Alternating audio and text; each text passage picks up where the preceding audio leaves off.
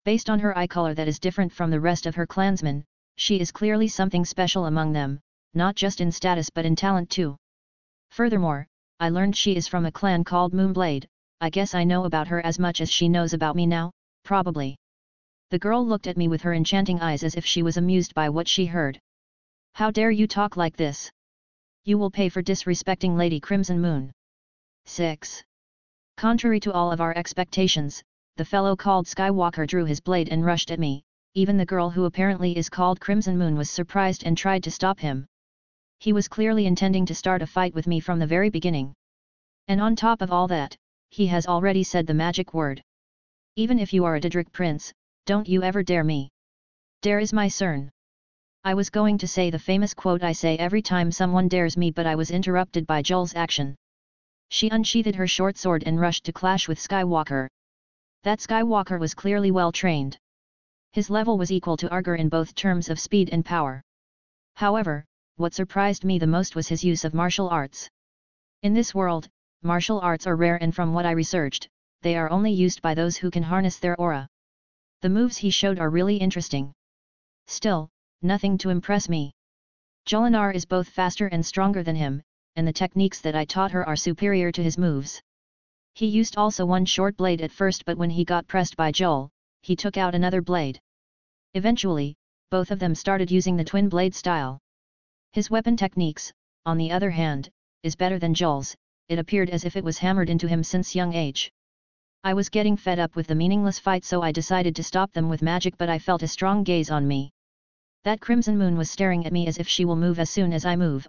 I guess this is going to drag out for a big fight now. I used the Flames spell, the most basic novice level flame spell, just to see what this girl is made of, but the result was not clear. She used frost magic and we got entangled in our own magic duel. I didn't go hard on her from the start, but she started pushing fiercely. This level of pushing fiercely meant nothing to me. I was just trying to see the limit of a hidden clan youngster. If I have to assess her level based on the college's ranking, then she can be considered a Destruction Scholar rank. You are good, Conjurer. She said, let's get serious. Until now, we were using only one hand and the spell clash area looked as if we were equal. Only because I wanted to. But this girl now added her free hand and dual cast the spell at me. The duel was turning to her favor and my spell was being pushed back. Only because I wanted to. Use your other hand. She wanted me to face her seriously, but I only found that cute. I couldn't help but smile. I adjusted the magicka output and stopped her push with only one hand cast. She looked a bit confused, but in her mind, she clearly was justifying it to herself. I guess I should end this. I pushed her back with a strong channeling that made her open her beautiful red eyes wide open. She thought she can push me based on her natural talent in magic, but I crushed her expectation. A few seconds later she was at her limit and her spell was a finger's length of getting completely suppressed. Just to not harm her, I cancelled her magic and mine at the same time, yet it still pushed her back a bit. I almost saw a beautiful face under the veil she covered her face with, but too bad she was far. No.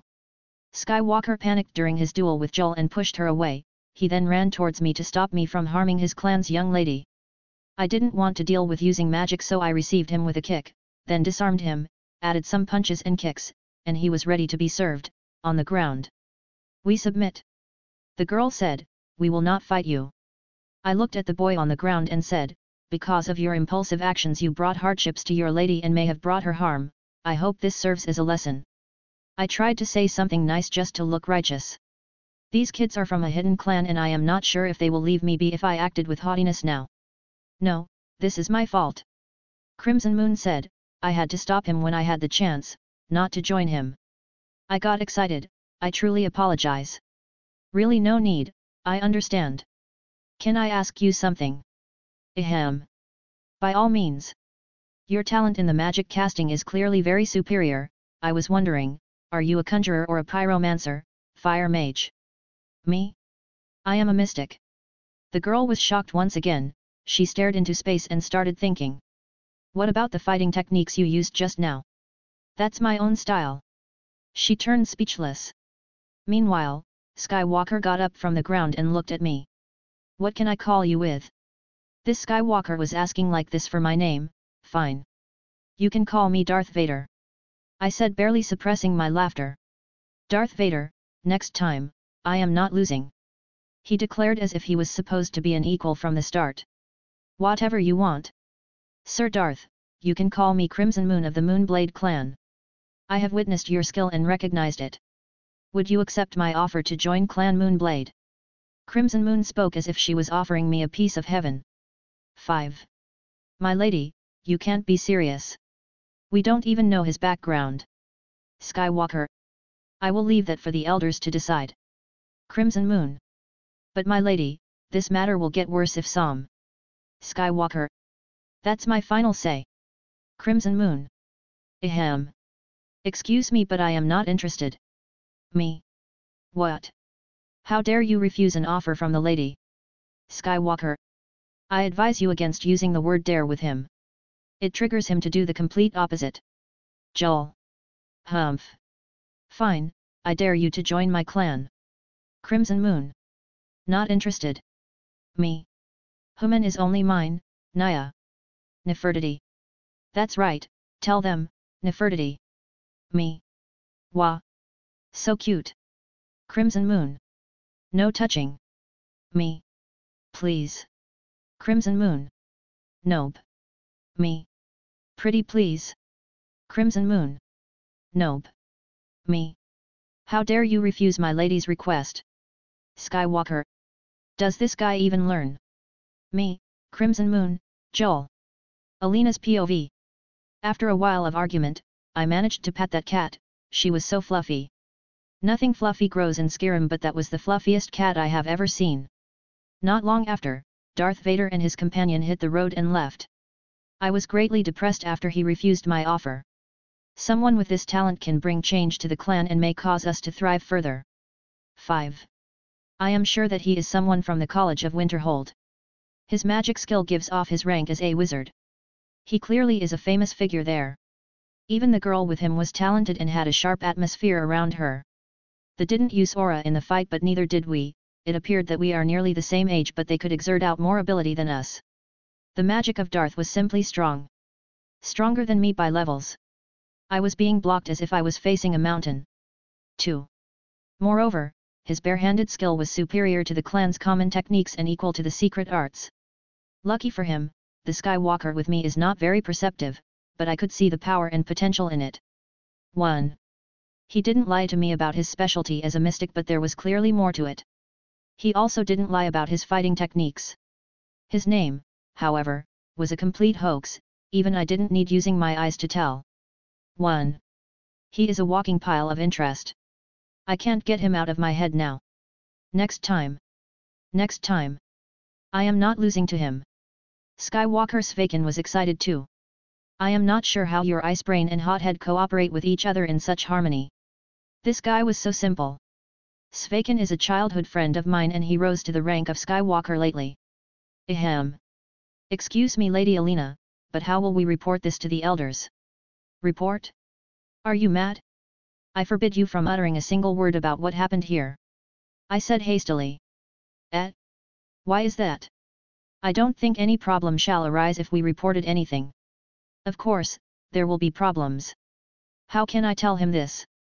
How do you think the elders will react when they find out I was defeated by a young man like him? I don't understand. It all went well. Wait. You can't be speaking of that. Of course, he defeated me in my strong point with complete ease. This is my chance. No, Alina. I mean, my lady, this can't happen. It may affect our relationship with the Firemans. 4. Humph. Listen here. My future will be decided by me, not whatever clan or whatever elder. I said that before and I declared my decision in front of the whole clan and they agreed. Technically they were forced to agree, but they still agreed. Of course, I won't drag myself into a situation I can't deal with, so we are going to investigate him thoroughly. From now we should get ready. I am joining the College of Winterhold. 7. Bounce. Small black square premonition. My ear is ringing. Me. Which ear? Joel. The left. Me. Someone is planning trouble for you. Joel. What about the right? Me. Someone is feeling good about you. Joel. What happens if it is the two at the same time? Me. Then you are being dragged in a scheme by someone who likes you. Joel. Chapter 79, A Call for Help. A/N, Important Announcement in Author Thoughts. We said our goodbyes to the Moonblade boy and girl, then headed directly west along with the mountain range that links between the holds of the Pale and Winterhold. Our goal is to travel swiftly and with haste to Wayward Pass, a passage between the mountains that leads from the snow wastes north, the mountains to the plains and the forests in the south. This pass normally has no travelers and it didn't have any bandits or monsters in the game, but unlike the game, places like this should have something like that. Luckily for us, flame Atronak horses scare the shit out of bandits and beasts. 2. The ride continued smooth to the west and we took turn when we spotted the pass. There is no road in this place, but the path was cleared up and we could pick up the pace. The path went up until we reached a narrow path that extended for a short ride that took nothing but 15 minutes.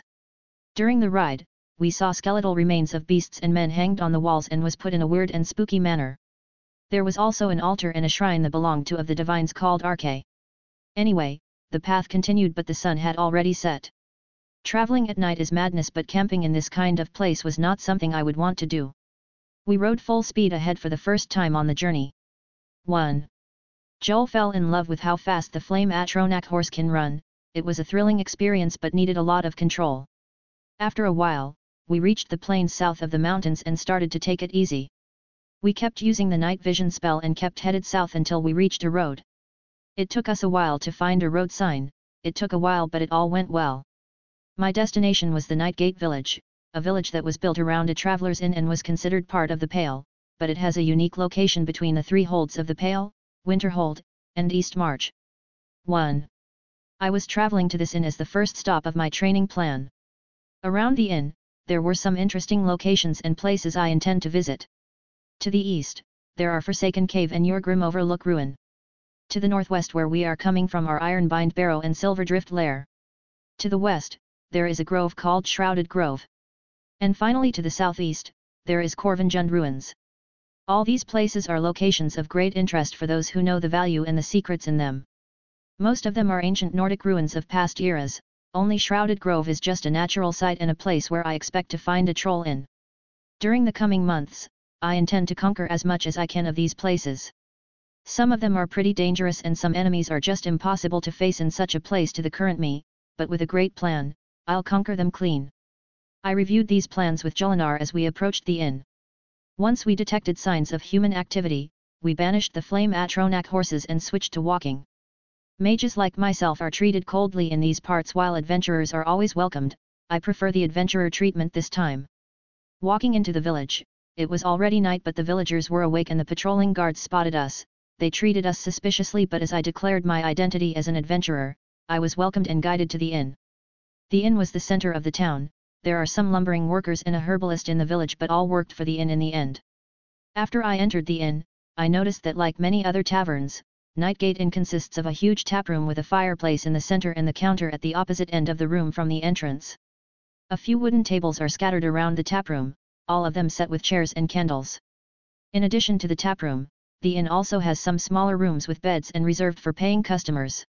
When I got in, the inn was nearly empty. I found a table, but the stuff on the floor, and sat on a chair resting my aching bones. A while later, a shadow came towards us and spoke, "Ah, hello there, traveler. Come to the Nightgate for food or lodging." The man who talked is a Nord, half-bald, and with a beard. His appearance reminded me of that NPC, the innkeep Hardling. Mead, warm food, a bit of smoked or dried fish, and a room for two. Staying the night? Nah. Been traveling for weeks. I'll pay for a few days up front with food and all. A week, huh?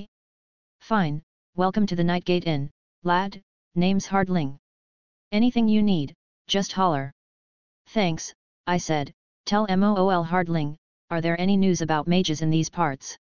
1. The man frowned and made an annoyed face. Seen enough magic in my day to know to stay away from it. I'd stay away from the Jarl's wizard in Dawnstar too. If you wanna be a damn fool, go to the college in Winterhold instead. I knew it. I thanked the man and waited for the food. Looking around the inn, I spotted some old people sitting here and there. I was looking for someone in particular but I couldn't recognize him out. Sigh. Guess I'll take it the slow way. After all, from now until the coming month, I am a resident of the Nightgate Inn. Some time later in solitude. 1. Tink tink tink tink. This piece is good. Should I do it this way as I normally do, or should I carve it the way Jon likes? I am getting dizzy and it is almost night. I should clean myself up before Sviti and Bjorna come from the college. The workshop is in the shadow of Castle Duer. The place started swarming with customers a month ago, and the Imperial Legion started to make all sorts of requests as if a blacksmith was born with 10 hands. If Jon was here, he would have already beaten me up and dragged me somewhere to drink. My brother hates this kind of jobs, but I guess he will be fine whatever he does. Nothing beats in both having fun and doing jobs too. Still, he's a fool when it comes to iron and steel. He just wants to hammer the piece a few times and magically it becomes ready. 2. He never stood things that would take a long time like blacksmithing and long combat, but strange enough, he likes alchemy and hunting. Guess I never know how his head is working. Sigh. I somewhat miss his never-ending jokes about dragons. Speaking of dragons, Bjorna likes them very much too. Is it something that has to do with redheads? Sigh. You are sighing like Jon now. A voice came from behind me. Well, I was thinking about him. I replied without looking, this was my sister. If Bjorna heard you, she may get jealous of him, you know. Wah, what is this girl saying? Haha, you blushed. Sviti started acting like a fool. It started recently when she was accepted as a student of some famous bard. I am worried about her, but something is telling me not to. Bjorna started accompanying her lately, so I guess she will be fine. I am sorry, is this the workshop where Wolfer works? A young man of my age and height came through the door. He looked at me and his eyes lit up. Ah! Here you are. I feel like I know him. He looks like some warrior and smells like the sea. Isn't that Anjiem? Yes, you remembered me. Haha. He started laughing and became delighted once he saw me. Well, I am called Captain now. Haha. He said while grinning. What would bring this guy here? He got along with Jon but not with me. To whom do we owe the pleasure, Captain Anjiem? Haha. To Boss Jon, of course. Boss. Sviti was taken aback. Jon. I was taken aback. Ha ha ha, don't treat me coldly now, come on. Well, come in. I invited him into the shop and offered him a seat and some mead. To tell you the truth, I wasn't supposed to contact you until 3 months from now when you want to go to Winterhold and meet up with the boss. But I might need your help sooner than expected. Just tell us what's going on first, and why do you call my brother your boss? Ah. It happened 4 months ago. The boss literally changed our lives. One day he came to Dawnstar. What Anjiem said next was some weird story, yet it fits perfectly with what Jon might act. First he said that Jon made a challenge with the Jarl of Winterhold, then he went to Dawnstar and became an owner of a ship. He took the ship and made a clash with some cultists and pirates and escaped from the teeth of death by smashing his way through them. There was also a girl I don't recognize called Lady Jolinar with him. After he did the mighty deeds he tricked the evil Jarl and became a Thane. Then he opened some business in a bathhouse in Winterhold along with some small projects. These projects made him the most popular man in the town and became a strong figure who employed hundreds of people. All in 4 months. 3. The boss is an absolute genius in the eyes of many, and he is the only one who can keep a dying town like Winterhold stand on its feet again. The reason for the town's dilemma are pirates, and they own the Jarl. Even if the boss could somehow trick the Jarl to leave him alone, the news would eventually be leaked to the pirates. This problem was anticipated by the boss, and he gave me a plan on how to act 3 weeks ago just before he leaves for a training journey, but an unpredicted problem happened. What is it? We had an old blacksmith in town who supplied us with all what we needed. After the first clash with the pirates, we found the old man to be not enough. More than that, he became sick a week ago. I was in charge of the town along with Trudvar the housecarl, but there was a little in what we can do, and if the students of the college helped us, their prices would exhaust the amount of money we have. After all, those are mages we are talking about. So you want me to come? I didn't think of it as the first option, but I was depressed and requested to talk with Lady Nurina, the boss's mother. She told me to come to you immediately. Mother said so. Sviti exclaimed. You too call he that? Anjiem was surprised. Well, only girls got to call her mother. Jon was the exception. Even if the headmistress didn't tell you that, you should have came to me from the beginning. My brother's affairs are my affairs. Also, you're telling me I'll be the head blacksmith, right? Well, I heard you are a very good blacksmith. Humph. Brother is one of the best. No, he is the best. Sviti stood up for me. I get it. Sigh. She starts acting childishly again. The only reason I worked here was that the pay was great and I could see Purna all day across the street. But if my brother is calling, then I dare not to answer. Even though I won't see Purna. I feel bad, but Jon always said a word when it comes to this situation. If I remember, it was brothers before hoes. But I don't know why did he use the hoe to describe a girl. I mean, the hoe is not that nice looking or need any creativity to make one. He should have used some good looking tool instead. Anyway, thinking about it won't do. I'll go with Angium after I end with the owner. Hello, anyone? I heard a familiar voice. That's Purna. Sviti jumped from her place and went to see Purna. What brings her in this hour? A few seconds later, some figures came to the place I sat with Angium in. Long time, lad. This cheerful as ever voice is Aunt Scatty. She came from her clan then. Following her, another hooded figure appeared. It looked like another Aunt Scatty. I worked my mind rapidly and guessed who she is. This is the rumored sister of Aunt Scatty and the mysterious woman who first taught Jon how to fight. I must admit. This woman is 100 times scarier than Aunt Hilda. Even Angium stood up in respect. Aunt Scatty, WEL met. Looking good, lad. Who's with you? Ah. That's Angium from the tourney, he works for Jon. Scatty and the other woman who is I think is Hilda looked at Angium, who barely looked composed. This is the owner of the store across the street, Aunt Scatty Firemain. Firemain. Angium lost his composure. Ahem. Sorry. I am a captain of a small ship and work for boss Jon Dare. He is. I know Jon. The other woman spoke.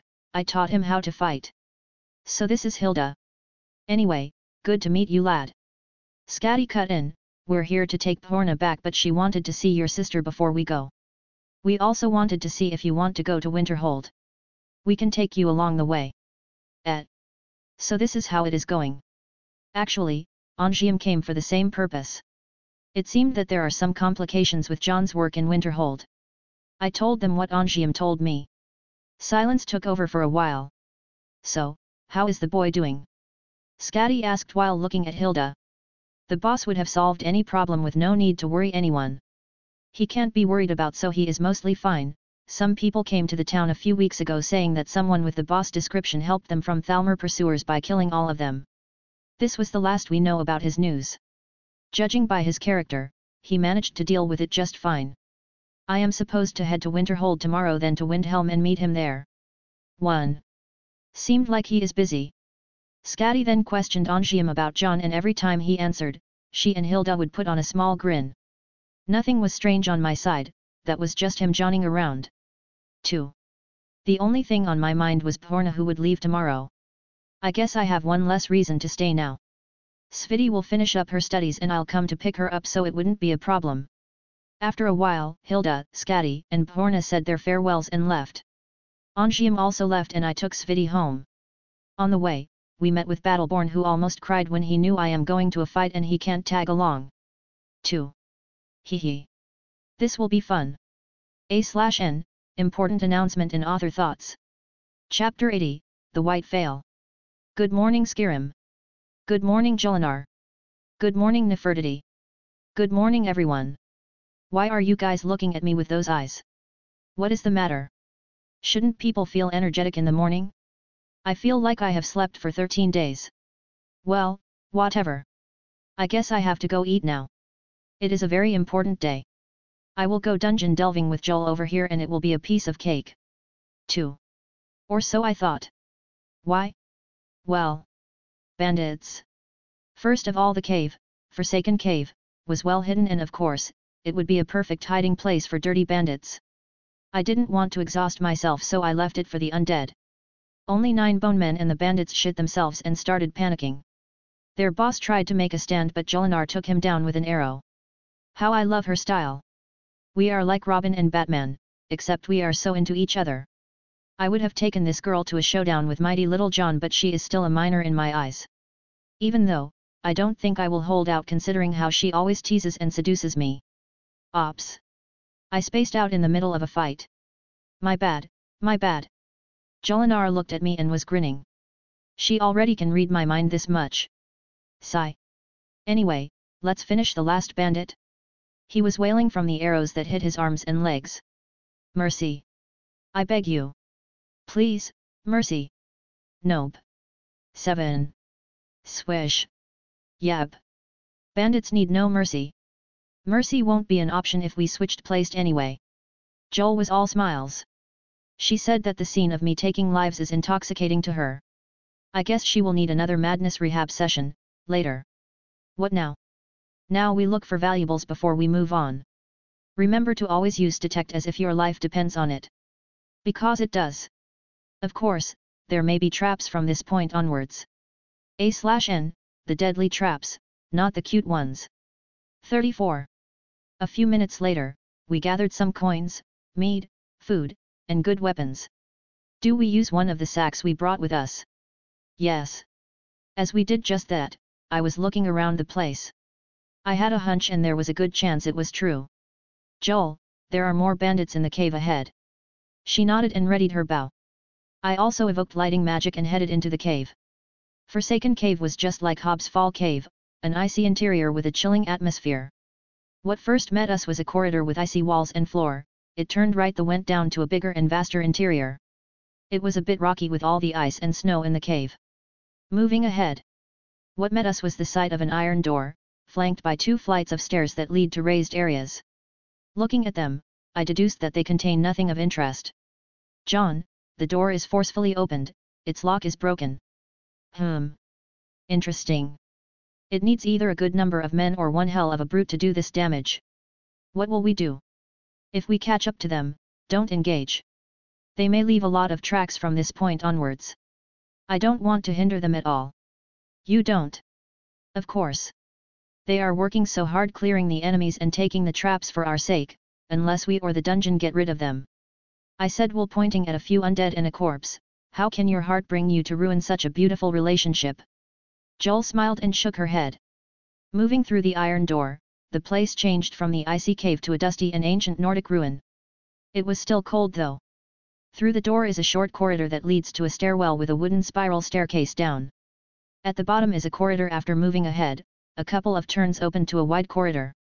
I felt that the place was a bit strange due to some reactions in my detect.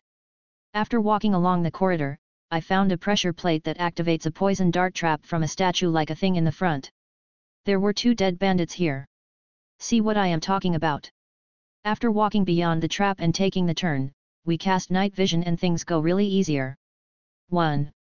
We saw a few undead lying around here and there. Taking turns after turns and passing some traps, we also found some undead that didn't participate in the battle and fought them. Still, they were no match for my hammer, Agni Ra. The number of dead bandits past give, I am afraid my new friends are not doing very well here. Not that I am going to help or anything. 1. The dungeon was going on until it reached a certain room, where I heard some voices.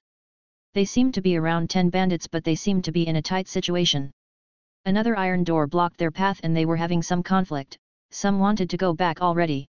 I am truly disappointed. System. Bandy. I signaled to Joel and retreated back. So what's the plan? She asked. After a while, I was standing further away from the room and had my undead ready. Not long after, Joel came running from the bandits' direction. I stood there and waited until she came. Any time now. A sound of hustle came and the 10 or something bandits started rushing out looking for Joel. I was preparing an overcharged chain lightning and released it once most of them appeared. The first on got hit died before even knowing it. The second, the third, the fourth, and the ones survived got killed by the Boneman Legion I conjured. Anything worth looking at? I asked. I think this mace is enchanted with sun damage. Joel said. At least the idiots came prepared. Take it. A sunfire weapon is invaluable in undead-infested areas. We went back to the room and started breaking the iron door. Unlike the game, these doors are a bit hard to open and were meant to seal the tomb. I mean, why would the ones who built it put it for no reason? I used a frost atronak to bring it down. Nothing like it when we talk about being stuffed down. Banishing it, I resummoned my undead legion once again, but this time I conjured normal ghosts. Spread ahead. That was the order I gave them. Now that I killed all the bandits, I still need some meat shield to uncover the traps and the strong enemies ahead. Unlike bone men who I can only conjure 9 of them, ghosts are much easier to control, so I ended up conjuring 20 of them. The area beyond the door was known as Forsaken Crypt. The place I was aiming for from the start. Once the ghosts went in, traps and undead came out and obliterated them. 2.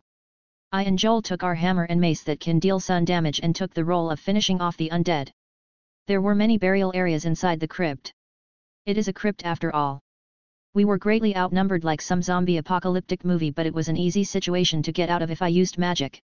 The point of this journey is to enhance my physical power, so magic will have to wait for a bit unless it was for safety.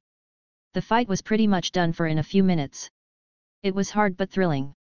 I almost imagined if I had the Berserker's skills from Diablo game, it would have been awesome. After clearing the area, we took a lunch break and moved ahead back again.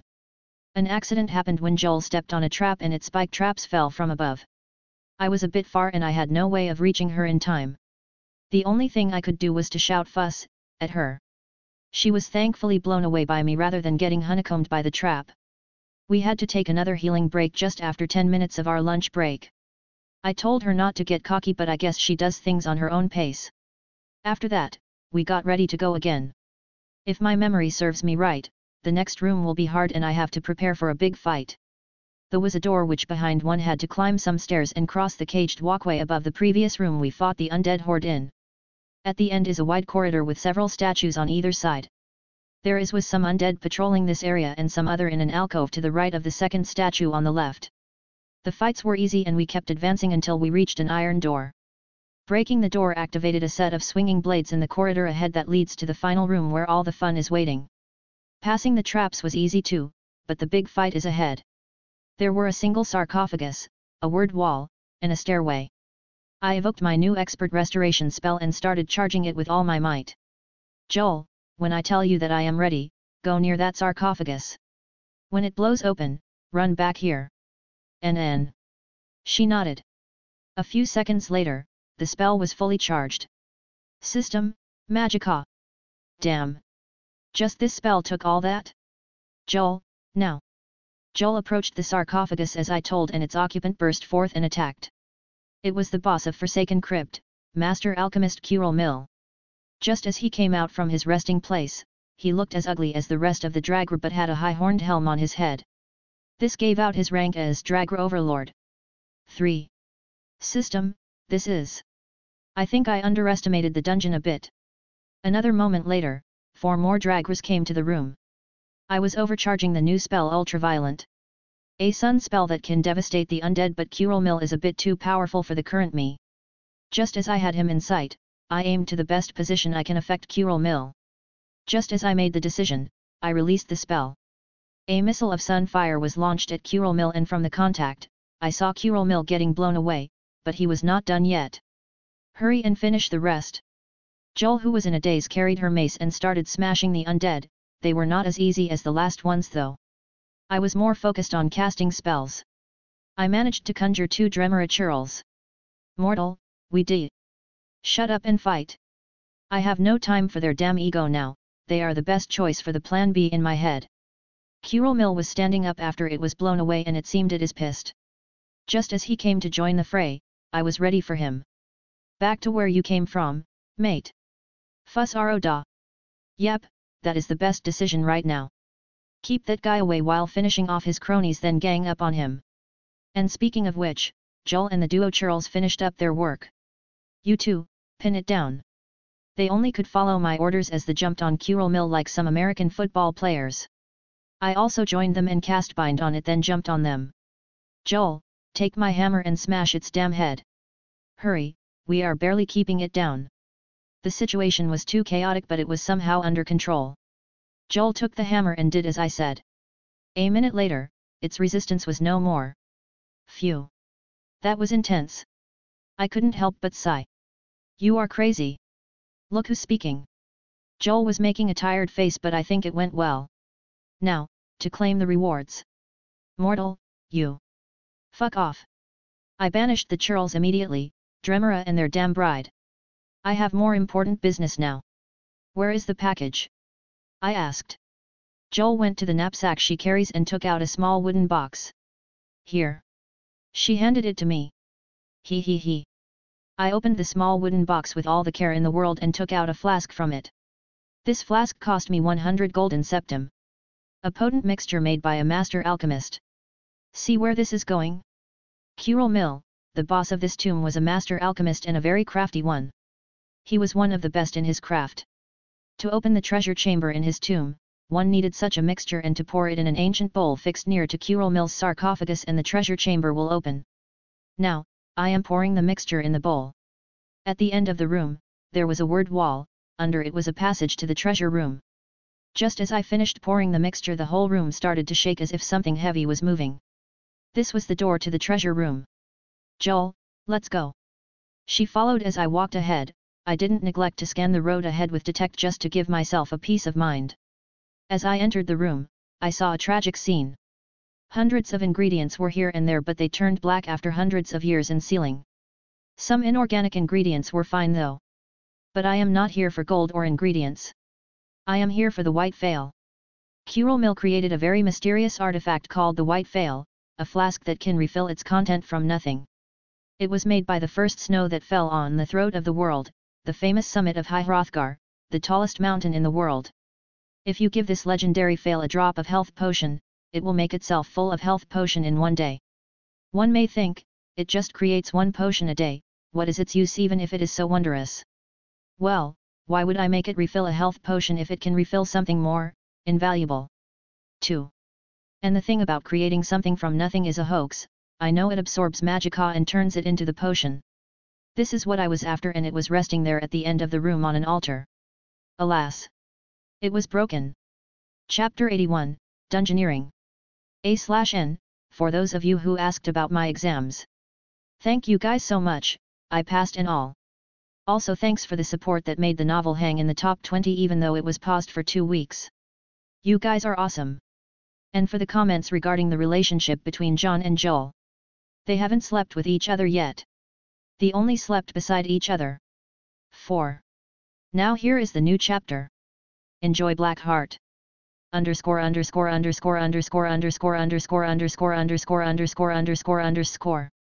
Hey, Jon. Yes. While I was copying the word wall in the chamber of the boss of Forsaken Crypt, Joel came behind me and spoke. I was thinking. That's dangerous, tell me before you do it next time. 6. Okay, no need to get violent, you were thinking about what? The potion flask you came for, did you know it was here from the beginning? She really was thinking. Yes, I did. Did you research its location or anything? You follow me the whole time and you know the answer is no. All my research is magic related. Not really about history. Then how did you know that such a treasure is here? Didn't I say that I have a past life? Yeah, your past life and dragon stories. Joel said while rolling her eyes. That's it. Just that's it.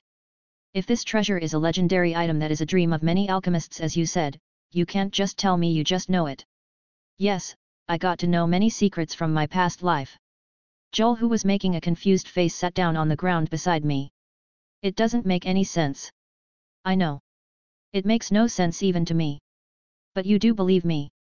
I believe you. It is not that you are an honest person. You just don't care about lying from the beginning, right? Not really. But I figured if the truth got revealed one day, the people dear to me wouldn't say that I lied or hid anything from them, right? 4. Joel raised her brows, taken aback by my reasoning. She then thought and said, but you didn't prove it either. Simply, I have no proof. But the the file is just a treasure. Even if I said anything, people may think I am crazy. And if they believed me, they will only care about how many information they can extract out of me. Think of all the stuff I know, a dragon break 4 years from now, 3 Elder Scrolls, the Staff of Magnus, Oriel's Bow, and other Daedric artifacts that can make the sanest person lash at me if I said I can acquire them. 1. Joel was in a daze now. These things just now, you know them from your past life. Yes. And how did your past life know them? There was a visual novel called RPG, it told the story of the events around Skyrim in year 4E201. Joel was looking at me with wonder. Visual novel?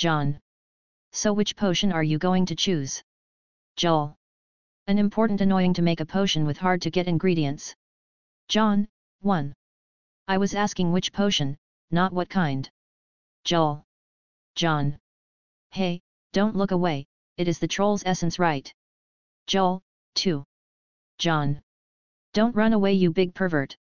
Joel. 4. Chapter 82, Windhelm. We took off in the morning. 5 flame Atronak horses carried everything we looted from the dungeons. Human. Yes. Sing a song. You are a very demanding cat, you know that. What does she want? Joel said. She wants me to sing for her. Sing for me too. Joel rode closer and was making kitty eyes. I can resist puppy eyes but not kitty eyes. So destructive. I used to sing with Sviti when I was young, but now I can't sing like before. My voice changed for the worse ever since I reached the puberty age. Okay, let's pick a good song. System. Look for the lyrics of that song, yes, now keep it on view. Ahem. Ladies, I present to you the mag. Sing already, they both said in unison. Okay. There lived a certain dragon. In Skyrim long ago. It was big and strong. In his eyes a flaming glow. Most people looked at it. With terror and with fear. But to dragon cults. It was such a lovely deer. It could turn any village to cinders. Breathing flames and fear. But he also was the holy creature. Nords would revere. Alduin. World's eater dry and green. There was a cat that really was gone. Alduin. Skyrim's biggest death machine.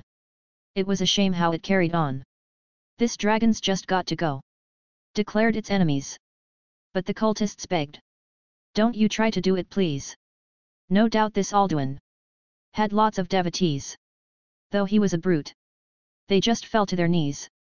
Then one night some men of higher power set a trap, they're not to blame.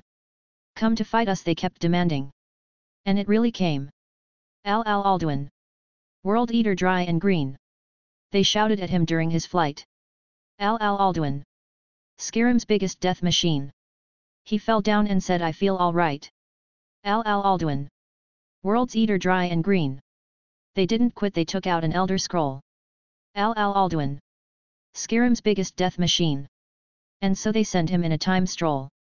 Oh, those Nords. A/N, I totally murdered Rasputin's song. 16. You like it? Did you just turn one of the most argued about historical events into a song for your cat? Joel was giving me that look again. 3. It was great, wasn't it? Sigh. Just leave me alone. 2. The journey kept going and I kept murdering more songs for Nefertiti. After a day, we reached Onga's Mill. Onga's Mill is a small wood mill built along the north bank of the river Jurgrim, west of Windhelm. The mill is owned by Eri, a Nord woman who inherited the sawmill from her father who died in the Great War. 1. I made some agreement with her and paid her money to deliver lumber to Winterhold. We spent the night near the inn in our camp, then set out at the next morning. If we are lucky, we may reach Windhelm by sunset. The walls of Windhelm started to appear after a few hours of riding. Windhelm is a city in northeastern Skyrim, close to the border with Morrowind, and is the only substantial city in the hold of Eastmarch. It is not only the oldest city in Skyrim, but is the oldest continuously inhabited human settlement in Tamriel. Windhelm was once the capital of the First Empire of the Nords, and the old palace of the Ysgramor dynasty, the Palace of the Kings, still stands in the center of the city. Windhelm was founded by the legendary Ysgramor and the crew of his ship, the Ealdormit, following the Battle of the Mosring in the late Merithic era. The year before the First Era, 5. According to Nordic tradition, after the 500 companions disbanded, the Ealdormit's crew stumbled upon the barrow of Ingol, Ysgramor's son. When Ysgramor looked south and saw where the White River flowed into the Sea of Ghosts, he decreed that a great city should be built there to serve as a monument to the glories of mankind, a place from where he could gaze upon the hill of Ingol's barrow, and a gateway to guard Skyrim's interior against incursion via the river. Captive elves were forced to build the city in the architectural style of their captors, and it is alleged that as many elves died during Windhelm's construction as were killed by the Ealdormit's crew before they had arrived at the site. The city's Great Bridge was designed to allow a vigilant watch on the White River for elven attacks, and Ysgramor's palace, the Palace of the Kings, towered over the city to show man's dominion over the very winds that had caused Ingol's death on the voyage from Atmora. That was what I could recall about the city's history. It is not just a city. It is the stronghold of the human dominance over Skyrim. Of course, the city declined after the War of Succession when the last emperor of the Asgrammer dynasty died, which marked the end of the Nordic Empire. After that, Olaf One-Eyed became the king and the capital city title started moving from a city to the other until it reached Solitude. Nowadays, lying near the coast on the very northern tip of East March, Windhelm is an extremely cold city and frequently experiences blizzards. The main gate can only be accessed by crossing a long stone bridge over the White River. The Jarl of Windhelm is Big Bad Ulfric Stormcloak, who resides in the Palace of the Kings. Windhelm is going to be home to the Stormcloak Rebellion, so most people in the city will support them in the civil war. Due in part to this, anti-foreign sentiment is common in the city from the Nord majority. Due to Stormcloak presence, Windhelm does not comply with the imperial ban on Talos worship and features a temple of Talos in the city. The temple and inn lie along the main avenue of Windhelm, in the Stone Quarter. The oldest section of the city is known as Valenstrad, which means Avenue of Valor in the Old Nord language, and contains the palace and several residential buildings. Because of its proximity to Morrowind, Windhelm also contains a sizable population of Dark Elves, who sought refuge in Skyrim after the eruption of Red Mountain. The Dark Elves are confined to a cramped slum below the rest of Windhelm called the Grey Quarter, previously known as the Snow Quarter. 2. The Dunmer are not violently persecuted, but the local Nords are suspicious and outwardly xenophobic while Ulfric Stormcloak turns a blind eye to their plight. Argonians also populate Windhelm but are prohibited from entering the city itself and are forced to live and work on the docks. We finally reached the bridge of the city and joined a long line of people who wanted to enter the city. Previously, I banished the Atronak horses and carried the whole loot on my back. It wasn't something heavy for me, but I am sure it was around 250 kgs. During the wait in the line, some people gazed at Jolinar, who intentionally didn't hide her appearance. She was in the mood to make trouble. Jolinar, who is a half-Nord half-Dunmer, may face double the prosecution from both races, but I would love to see anyone so much touches her. Having the thought dwelling through my head, my blood started boiling. For a second the people around me flinched in fright and didn't look at my Joel anymore. Joel, who was used to my impulsive sways of mood, smiled at me and seemed to get faltered by my support for her. 4. Lately, I have become able to release my killing intent and overpower people with it. It was the first stage of having an aura. One must release his overpowering bloodlust, then control it accordingly. 2. It needed a strong concentration ability to not get consumed by the bloodlust and go all berserk. I think it may take me a month to get a hold of this ability. I also was talking with Joel about our future fighting style. Up until now, we were really focused on everything, but we needed to get specialized in a certain martial way. Joel was a great archer, she could take on Ela the Huntress with ease any day. Made appearance in Tourism in Whiterun Chapter 1. She also wanted to mix magic with archery. 1. I fully supported her in her quest and started developing a new way to imprint runes on the arrows while shooting them. Joel is going to be a magic archer. I think I will see some good results at the end of the journey. 1. I still haven't made my decision about myself, as I am good at both combat and magic. But I think something like melee combat magician is something unheard of. Only Spellblade practice the combat and magic separately. 5. Oops, I spaced out. My turn has come. First visit. Pay a silver for yourself. 2 for her. The gate guard said. Because she is an elf?